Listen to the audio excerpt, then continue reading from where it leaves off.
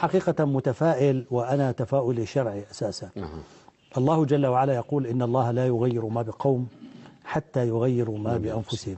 أكبر بشارة لنجاح هذه الثورة العظيمة المباركة هو أن الناس في سوريا غيروا ما بأنفسهم، ولا أقصد جميع الناس، أقصد فريقين: الذين يصنعون الحراك الثوري والذين يدعمونهم في الداخل وفي الخارج. هؤلاء غيروا في أنفسهم، غيروا في سلوكهم، غيروا في أخلاقهم، تغير وعيهم.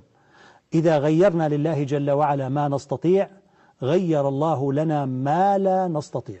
وأنا مستبشر ومتفائل جدا بأن الأمور ستمضي بسلام، ولن تكون هناك حرب طائفية بحول الله تعالى، وستتحول البلد فعلا إلى بلد حر وكريم يسوده القانون والعدل.